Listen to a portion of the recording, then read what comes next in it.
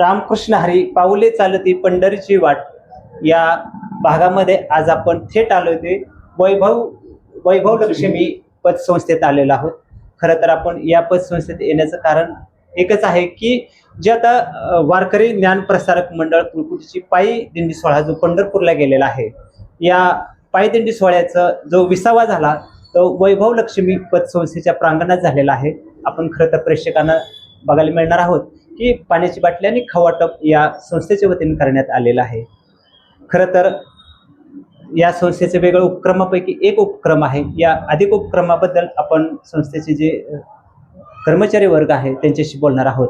त्याचबरोबर वारकरी ज्ञान प्रसारक मंडळ आहे कुळकुटीचे, त्या मंडळाने केव्हा ही पायदिंडी सोहळा आषाढी सुरू केलेला आहे त्या संदर्भात पण आपण माहिती घेणार आहोत. सर्वप्रथम आपल्या मानदेश भूषणशी बोलणार आहेत ते वारकरी ज्ञान प्रसारक मंडळ कुळकुटी संचलित आषाढी वारी पायदिंडी सोहळा सुरू केलेला आहे.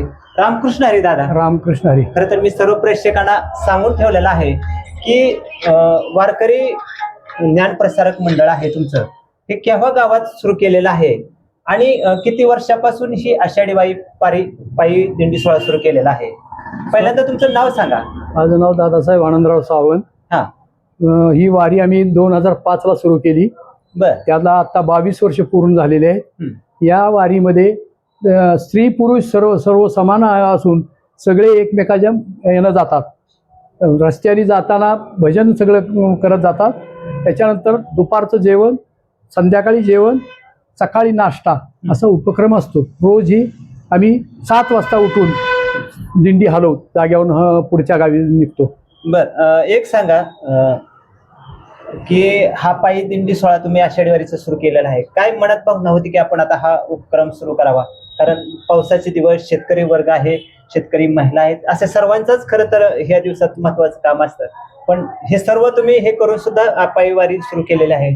आमच्याकडं एक असे महाराज होते पनवेलचे, भागोजी बाबा पाटील यांनी आमच्यासाठी भजन मंडळ तयार केलं अगोदर गावात.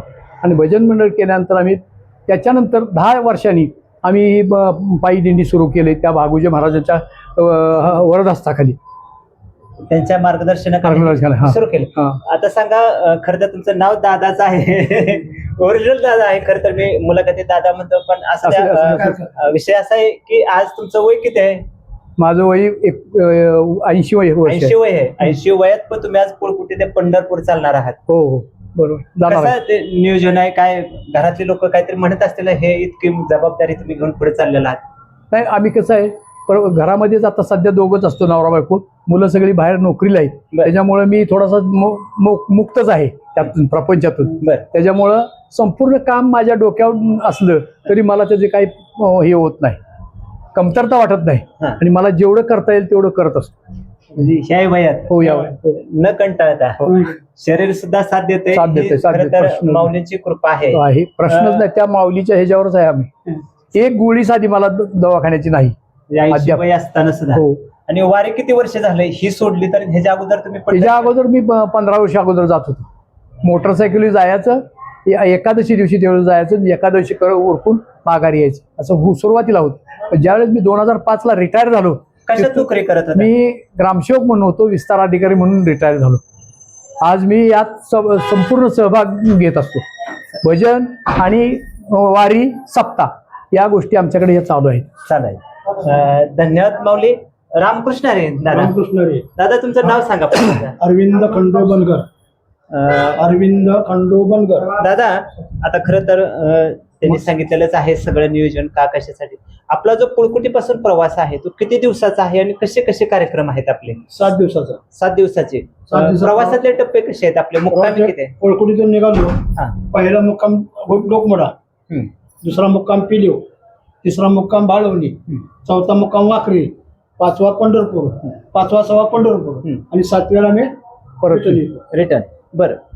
ज्या दिवशी तुम्ही सुरुवात करता पायी दिंडी सोहळ्याला गावामधून कुळकुटीतून, त्यावेळेला काय कार्यक्रम असतो तिथं सुरुवातीला? तिथं सुरुवातीला मंदिरात भजन घेतो. आमचा रथ असतो, पालखी असते.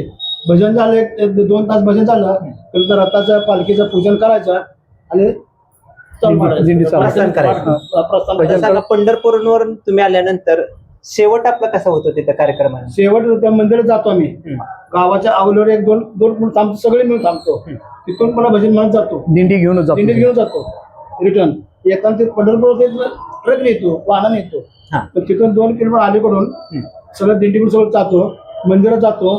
सगळ्यांचे भजन होतात, हे भजन होतात, नामस्मरण होते तिथं पण थोडंसं. आणि काही लोकांना मुली महिला वगैरे पोळ्याला खेळतात. झालं सगळं आता सत्कार करायचा आणि आपलं घरी जायचं. एक सांगा दादा, ते तुम्ही आता एवढ्या मोठ्या वारीचं नियोजन करताय, किती दिवस अगोदर हे नियोजन तुमचं सुरू असतं? कारण वाहन सगळं जमवाजम 2 महिने असतं. 2 महिने म्हणजे मुक्काम असतं, जेवण हो, असतं, सगळं 2 महिने असतं. सगळं तयारी करावी. सगळी तयारी करावी लागते. त्याला मग या वयात तुम्हाला माणसं विचारत असतील की आता हे वय झालंय, कुठेतरी थांबा. अशा वेळेला म्हणणाऱ्याला तुम्ही काय सांगताल? दोघं पण नाही, आम्हाला होतं तर आम्ही करतो. हो, आम्हाला होतं. आणि पुढे थांबा, तुमचं वय झालंय, माझं 70 वर्ष आहे, तिचं 80 वर्ष आहे, हा, तरी पण आम्हाला वाटत नाही. वरून विचारत असतील ना, काय मिळतंय ह्या वयात घरी बसायचं? आम्हाला पांडुरंग पुष्कळ दिलेलं आहे, आमच्या आपल्या शिवजामांच्या हात दिलेलं आहे. त्याच्यामुळं आमचं काम सुरूच राहणार आहे. म्हणजे म्हणणाऱ्याला हे उत्तर आहे की पुष्कळ दिलेलं आहे, आमचं काम हे सुरूच राहणार. त्याच्या नामस्मरणाला म्हणजे वाट झाल्यापासून पुष्कळ दिलं. आणि वाटच धरली नसती तर पांडुरंगाची गेलो असतो कुठेतरी, तोही प्रश्न वाट आहे धरली नसते. ना. पंढरपूरच्या वाटेऐवजी दुसरी वाट गेली असते तर काय झालं? झालं तर बाकीचं मग बोलण्याचा अर्थ नाही. काय काय केलं असतं, नाही काय केलं. मजुरीवर टिकलं असतं, मजुरीच करावी लागली असती. नुसती दुसरं काय मजुरी नव्हतं. करतोय, कोणी गटात पडतोय, काय सांगता येईल का? बरोबर आहे. त्यात नसतो तर म्हणजे प्रश्नाचं उत्तर पण असं आहे की ज्या म्हणणाऱ्याला की बाबा माऊलीचं नामस्मरण केलं, पंढरपूरला गेलं तर काय मिळतं, त्याचं हे उत्तर आहे हो. की जोपर्यंत होतंय तोपर्यंत आपण हे काम करत राहायचं. मला समाधान वाटतं. समाधान वाटतं. ह्यात असल्यानंतर मला समाधान होतं. आळस थकवा काही वाटत नाही, फ्रेश एकदम. एकदम फ्रेश. धन्यवाद माऊली. रामकृष्ण हरी. साहेब, पहिल्यांदा तुमचं नाव सांगा. संजय कुमार पोपटराव नलवडे. साहेब, एक सांगा की आज वैभव लक्ष्मी तुमच्या संस्थेच्या वतीनं वारकऱ्यांसाठी हा जो उपक्रम सुरू केलेला आहे, खरं तर सर्वांनी बघितलेला आहे, वारकऱ्यांनी बघितलेला आहे आणि त्यांना पण त्याचा मिळालेला आहे काय जो उपक्रम सुरू केला. पण असे वेगवेगळे कुठले उपक्रम आपले आहेत की जे लोकांसाठी आहेत बँकेच्या मार्फत? बँकेच्या मार्फत 15 दिवशी पेन वाटप वगैरे किंवा शैक्षणिक साहित्य वाटप होतं. काही ह्याच्यात मदत लागली तरी ते सुद्धा म्हणजे महिलांना, लहान मुलांना शैक्षणिक आर्थिक काही मदत असेल ती सर्वतोपरी जी मदत लागेल सगळ्यांना ते देण्यासाठी वैभव लक्ष्मी पतसंस्था पाठीशी आहे. आणि त्याचाच एक उपक्रमाचा भाग म्हणजे आज वारकऱ्यांना सुद्धा वारकऱ्यांच्या मध्ये सहभागी होऊन तुम्ही सुद्धा खवाटप आणि पाण्याची बाटल्या दिलेल्या आहेत. एक वेगळा उपक्रम खरं तर या संस्थेने म्हणजे अंमलात आणलेला आहे. रामकृष्ण ताई, म्हणजे शाखा व्यवस्थापक या बँकेच्या तुम्ही. ताई, एक सांगा की साहेबांनी उपक्रम सांगितलेला आहे, तुम्ही महिला शाखा व्यवस्थापक म्हणून काम करताय. काय आषाढी वारीच्या निमित्तानं महिलांना आव्हान करता बँकेच्या मार्फत? आपली वैभव लक्ष्मी पतसंस्था ही गेल्या 4 महिन्यापासून सिद्धनाथ नगरीमध्ये आपण ओपन केलेली आहे. आणि त्या वैभव लक्ष्मी पतसंस्थेचा आपला मुख्य उद्देश आहे की जे व्यावसायिक आहेत किंवा जे हातकरी महिला किंवा पुरुष आहेत त्यांना आपल्या झालेल्या ठेवीतून व्यवसाय वाढीसाठी किंवा घर बांधणीसाठी, वाहन कर्जासाठी जे आपला निधी उपलब्ध आहे त्यातून आपण कर्ज वाटप त्यांना करणार आहे. आणि आपल्या ठेवीचे व्याजदर हे खूप छान आहेत. जास्तीत जास्त व्याजदर देऊन आपण खातेदारांना व्याजाच्या स्वरूपात त्याचा मोबदला देतो. आणि तो झालेला निधी आपण कर्ज स्वरूपात जास्तीत जास्त गरजू आणि जे व्यावसायिक करणार आहेत उत्तम पद्धतीने त्यांना आपण ते वाटप करणार आहोत. धन्यवाद मॅडम. मॅडम, तुमचं नाव सांगा. रुपाली धनंजय गट्टे. रामकृष्ण हरी. ताई, एक सांगा, खरं तर मॅडमनी सांगितलेलं आहे, त्यांनी तर कर्ज वेगवेगळे काय आहे ते सांगितलेलं आहे बँकेच्या मार्फत. तुम्ही काय आषाढी वारीच्या निमित्ताने समस्त मसवडकर पंचक्रोशीला आवाहन करता? आमच्या वैभव लक्ष्मी पतसंस्थेतर्फे व्याजदर पण चांगले आहेत आणि तसं म्हटलं तर बाकी ठेवीदारांना किंवा ठेवीदार आहेत, कर्जदार आहेत, ह्या सर्वांनी बँकेच्या ज्या काय आहेत बँकेचे जे लाभ घ्यावा उपक्रमाचा. उपक्रम आहेत त्याचे लाभ घ्यावेत. व्याजदर भरपूर आहे त्याचा आपण लाभ घ्यावा आणि लाईट बिल सेवा पण चालू आहे आपल्याकडे, तर त्यांना तर ती पण लोकांनी येऊन सहकार्य करावं त्याचा लाभ घ्यावा त्या बँकेचा. त्याचाही लाभ घ्यावा. आणि जास्तीत जास्त 11% व्याजदर आहे, तर 11% व्याजदर आहे तर लोकांनी त्याचा फायदा घ्यावा. धन्यवाद. खरं तर सर्वच या आषाढी वारीच्या निमित्तानं खरं तर बँकेच्या वतीनं नरवडे साहेब बोललेले आहेत, शुभांगी भागवत मॅडम बोललेले आहेत आणि खरं तर कुळकुटीकरांच्या वतीनं भूमिका मांडलेली आहे किंवा स्पष्ट सांगितलं आहे की ही आमची कशी आषाढी वारी पायदिंडी सोहळा सुरू झालेला आहे. सर्व मानदेश भूषणशी बोललेले आहेत. सर्वांना मनपूर्वक धन्यवाद. रामकृष्ण. आपण थेट वैभव लक्ष्मी पतसंस्थेच्या प्रांगणात आलेलो आहोत. श्री क्षेत्र पुळकुटी ते पंढरपूर अशी ही पायी आषाढी वारी पायदिंडी सोहळा या पतसंस्थेच्या प्रांगणात आलेला आहे आणि भाविक आहेत, वारकरी आहेत, ते भजनामध्ये रमलेले आहेत, महिला फुगडी खेळण्यामध्ये रमलेल्या आहेत. आपण थेट वैभव लक्ष्मी संस्थेच्या प्रांगणात आलेलो आहोत.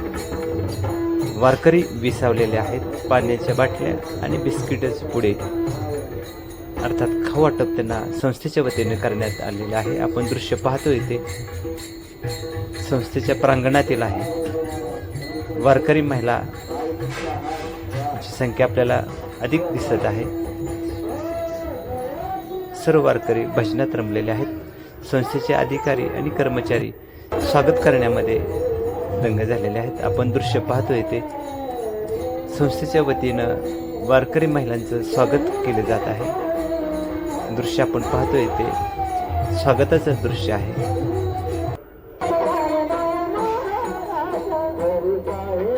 या स्वागतानंतर खवाटप करण्यात आलेले आहे आणि या निमित्तानं मानदेश भूषणनं थेट संवाद साधलाय. पाऊले चालती पंढरीची वाट यामध्ये पतसंस्थेशी आणि वारकऱ्यांशी.